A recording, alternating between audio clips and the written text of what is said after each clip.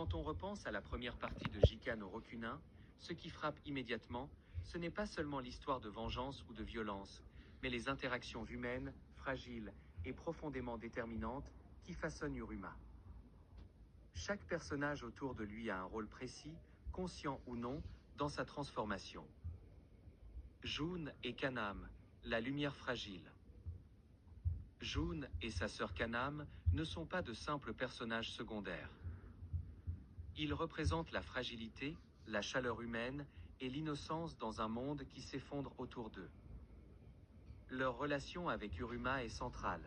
Elle montre ce qui reste humain en lui et ce qu'il pourrait protéger ou perdre à tout moment.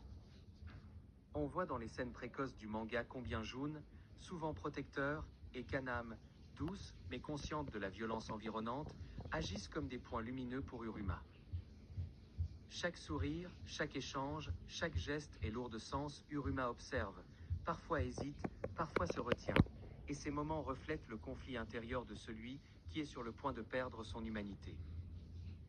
Kaname, en particulier, est un rappel constant de ce que Uruma pourrait perdre s'il cède totalement à la vengeance et à la violence. June, quant à lui, est la structure protectrice, mais même lui est impuissant face au chemin sombre que trace le grand-père. Leur présence est donc une tension permanente. Ils sont à la fois des ancrages et des rappels de ce que la vie pourrait être si Uruma restait humain. Azuma, le miroir de conscience. Azuma apparaît comme un personnage provocateur et introspectif. Elle n'est pas là pour protéger ou consoler, elle agit comme un miroir. Chaque confrontation avec Uruma met en évidence sa fragilité, sa colère et ses dilemmes moraux. Elle souligne la frontière ténue entre humanité et instinct et accentue la tension émotionnelle de chaque scène. Par son regard et ses remarques, Azuma rappelle à Uruma qu'il n'est jamais seul, que chaque décision est observée, jugée et pesée. Elle fonctionne donc comme un catalyseur, poussant Uruma à voir ce qu'il devient et ce qu'il perd à chaque pas. Le grand-père, l'architecte de la déshumanisation. Et puis il y a Noboru Uruma, le grand-père. Il n'est pas simplement un mentor ou un repère moral, il est le catalyseur de la transformation tragique de Shin Uruma. Ancien soldat d'élite, il enseigne la violence, la stratégie et la vengeance, mais le fait avec une forme de code. Il avertit Uruma que ce chemin sera sombre et douloureux.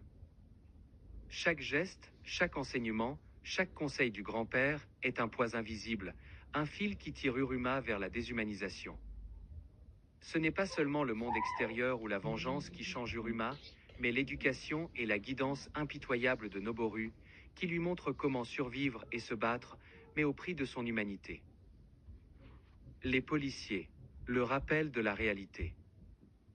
Les policiers, même s'ils ne sont pas au centre, représentent la justice, la loi et le monde extérieur, celui qui juge les actions.